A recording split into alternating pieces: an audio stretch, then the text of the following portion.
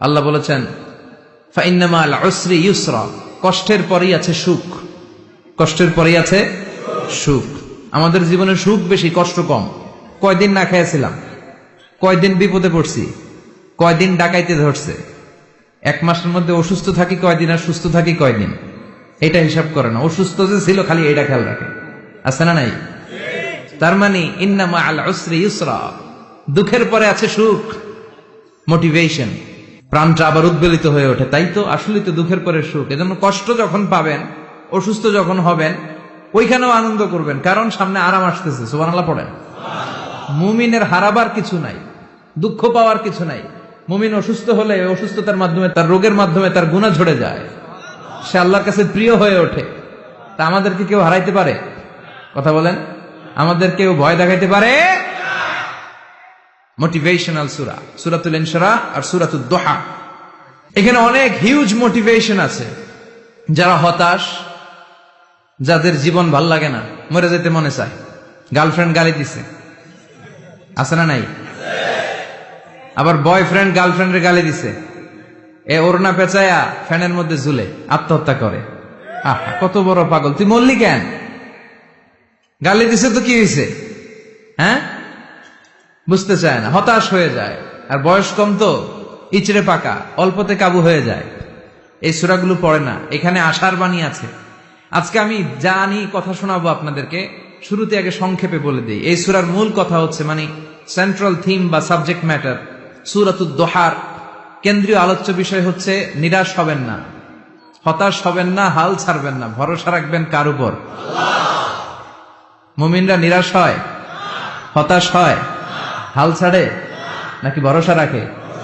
কার উপর ভরসা? কার উপর? না নৌকার উপর, ধানের শীষ, নাঙ্গল, হাত পাখা, দাড়িপাল্লা? ভরসা থাকবে একজনের উপর। চিল্লায় বলেন, তিনি কে? Never be sad, never lose hope. Every time you feel like you cannot go on, you feel so lost that you are so alone. Don't despair and never lose hope, 'cause Allah is always by your side. Insha'Allah, Insha'Allah, Insha'Allah, you'll find your way.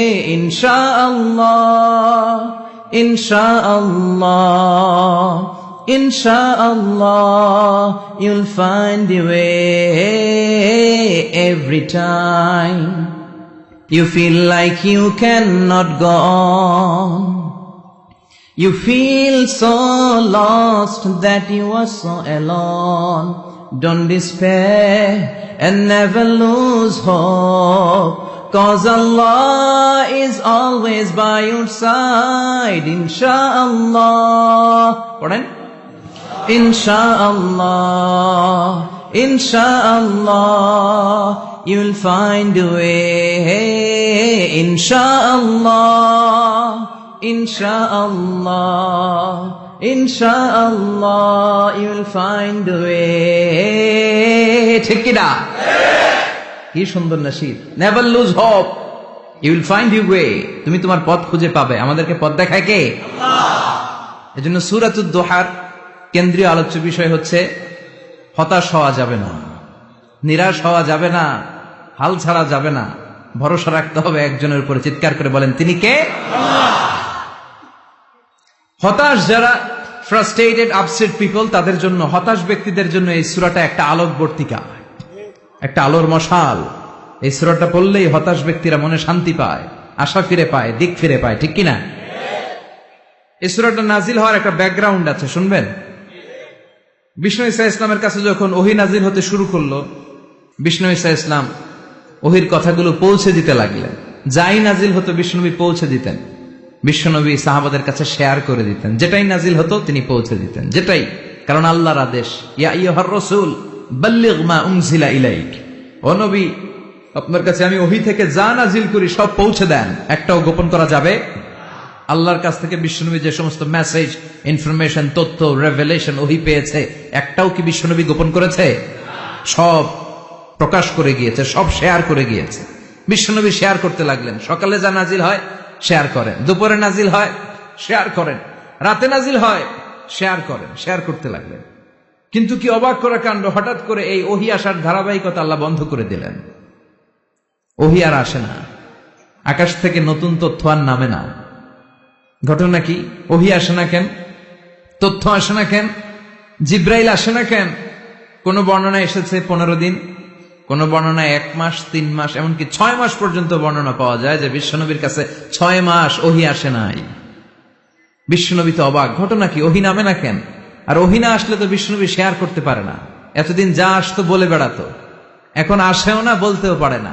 কাফির মুশরিকরা বিশ্বনবীর গালি দিতে শুরু করলো, মুহাম্মদের রব মুহাম্মদরে ভুইলা গেছে, মুহাম্মদের আল্লাহ মুহাম্মদরে ছেড়ে দিয়েছে।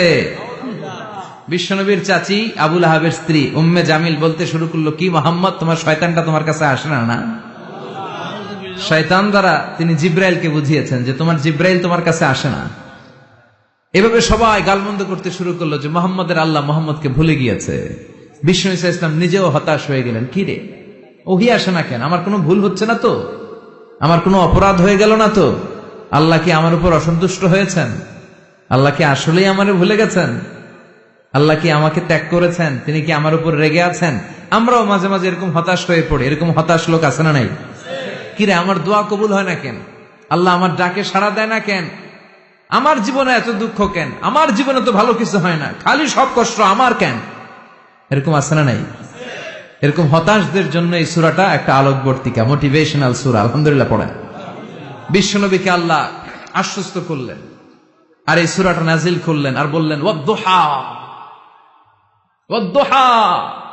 দুহা মানে আলো, দুহা মানে আলো, প্রভাতের সূর্য কিরণের শপথ।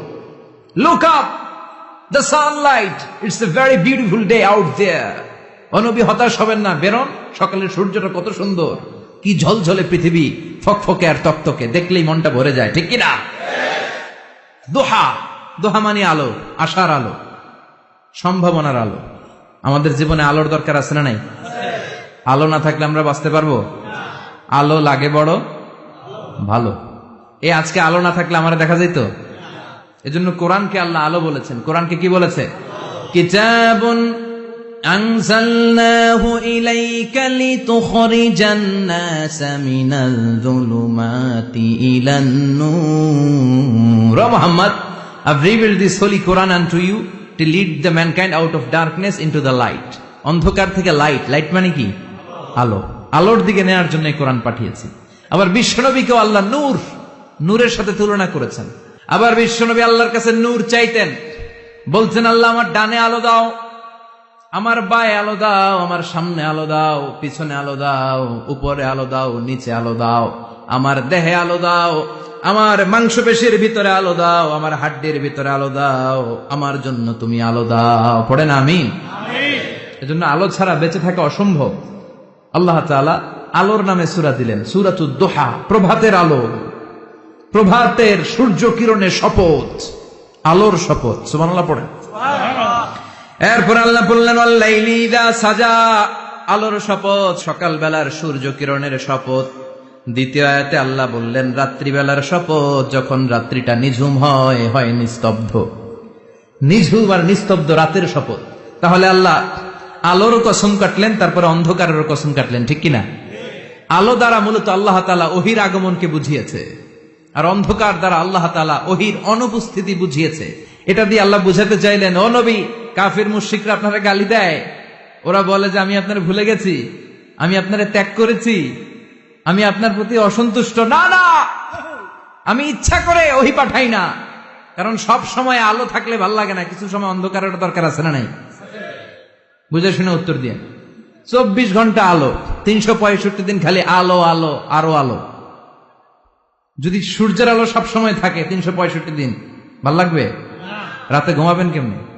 আবার সব সময় ঘুটঘুটে অন্ধকার, আলো নাই, ভাল লাগে? ক্ষেত খামারে চাষ করা লাগবে না, বাজারে যাওয়া লাগবে না। তার মানে আলোরও দরকার আছে, অন্ধকারেরও দরকার আছে।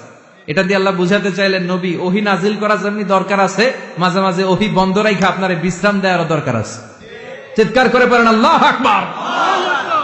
এজন্য আল্লাহ বললেন ওয়াদ-দুহা ওয়াল-লাইলি ইযা সাজা মা ওয়াদ্দা'আকা রাব্বুকা ওয়া মা ক্বালা ওয়ালাল আখিরাতু খায়রুল লাকা মিনাল উলা। সুবহানাল্লাহ পড়েন। ও নবী, প্রভাতের সূর্য কিরণের শপথ, নিঝুম নিস্তব্ধ রাত্রিবেলার শপথ, আলো আর অন্ধকারের শপথ করে আমি বললাম আপনার প্রভু আপনারে ভুলে যায় নাই, আপনার উপর অসন্তুষ্ট হয় নাই। আমি আল্লাহ ইচ্ছা করে ওহী বন্ধ রেখেছি, কারণ ওহীর একটা পাওয়ার আছে। বারবার ওহী রিসিভ করলে আপনার স্নায়ু এটা সহ্য করতে পারবে না, আপনার দেহ এটারে বরদাস্ত করতে পারবে না। নবী, আমি আপনার প্রতি এত রহম দিল, এত ভালোবাসি, বারবার ওহী নিতে নিতে আপনার যে কষ্ট হয়, এই কষ্টটা আমার আল্লাহর সহ্য হয় না। এজন্য আমি আল্লাহ ইচ্ছা করে কিছুদিন ওহী বন্ধ রাখছি। সুবহানাল্লাহ পড়েন। তার মানে এই নয় যে আমি আপনারে ভুলে গিয়েছি, আমি আপনারে ছেড়ে দিয়েছি। আরে নবী, আমি তো আমার নামের সাথে আপনার নামকে জুড়ে দিয়েছি। লা ইলাহা ইল্লাল্লাহ মুহাম্মাদুর রাসূলুল্লাহ। যেখানে আমার আল্লাহর নাম সেখানে বিশ্ব নবীর নাম আছে না নাই? আজান যখন দেই আল্লাহু আকবারের পরে বিশ্ব নবীর নাম আছে না নাই? একামতে আছে না নাই? আবার আল্লাহর জন্য যখন সালাত আদায় করি শেষ বৈঠকে বিশ্ব নবীর উপর দুরূদ আছে না নাই? রাফা'না লাকা যিকরাক। ও নবী, আপনার নামকে আমি অনেক উপরে তুলে ধরেছি। আমার নাম যেখানে আপনার নাম ওইখানে, গোটা বিশ্বব্যাপী আপনার নাম ছড়ায় যাবে। ওরা আপনারে গালি দেয় কবি বলে, ওরা গালি দেয় গণক বলে, ওরা বলে আপনি আবতার, লেস কাটা। আসলে যারা আপনারে গালি দেয় ওরাই লেস কাটা। ওরা আপনারে বলে আপনি নির্বংশ, আপনার ছেলেগুলো বেঁচে নাই, মেয়ে বেঁচে আছে, আপনার নাম নেয়ার কেউ থাকবে না। ওই আবু জাহেল, উতবা, সাইবা, ওদের নাম নেয়ার কেউ থাকবে না। আপনি লেস কাটা নন, আপনি নির্বংশ নন। ইন্না শানিয়াকা, চিল্লায় বলেন ইন্না শানিয়াকা। যারা আপনারা গালি দেয়, যারা আপনারা নিয়ে কটু কথা বলে, ওরাই লেস কাটা, ওরাই নির্বংশ। ওদের বংশকে আমি আল্লাহই নির্বংশ করে ছাড়ি। চিল্লায় বলেন ঠিক কিনা? ও নবী, মা ওয়াদ্দা'আকা রাব্বুকা ওয়া মা ক্বালা। আপনার রব আপনারে পরিত্যাগ করে নাই, আপনারে ভুলে যায় নাই, আপনারে ছেড়ে দেয় নাই। আপনার রব ইচ্ছা করেই ওহী নাজিল বন্ধ করে রেখেছে। আমি ইচ্ছা করেই আপনারে প্রেসার দিতে চাই নাই গো নবী, কারণ ওহী রিসিভ করা অনেক কঠিন। এটা আস্তে আস্তে আপনি অভ্যস্ত হবেন। সুবহানাল্লাহ পড়েন। ওহীর একটা পাওয়ার আছে না নাই? আমরা তো কি মজায় মজায় কোরআন পাইছি। এই যে কি সুন্দর কোরআন নিয়ে বসি, পড়ি, তাফসীর করি, কি মজার কোরআন। আহা, এই কোরআনটা রিসিভ করতে যে বিশ্বনবীর কত কষ্ট হয়েছে। এই কোরআনকে আল্লাহ বলেছেন এটা কাওলান সাকিলা, very heavy and weighty word. এটা অনেক ওজনওয়ালা কথা। ইন্না সানুলকি আলাইকা কাওলান, এটার অনেক ওজন। এই কোরআনটা যদি পাহাড়ের উপরে নাজিল করা হতো, পাহাড়গুলো দুমড়ে মুচড়ে ভেঙে টুকরো টুকরো হয়ে খান খান হয়ে যেত। ঠিক কিনা? এত কঠিন বানিয়ে এটা। ও নবী, আমি আলোর সাথে ওহীর মিল ঘটিয়েছি, আলো দিয়ে ওহীকে বুঝিয়েছি। সূর্যের যেমনি কিরণ আছে, তেজ আছে, এই ওহীরও একটা তেজ আছে। এই তেজ, এই কিরণ আপনি সবসময় সহ্য করতে পারবেন না।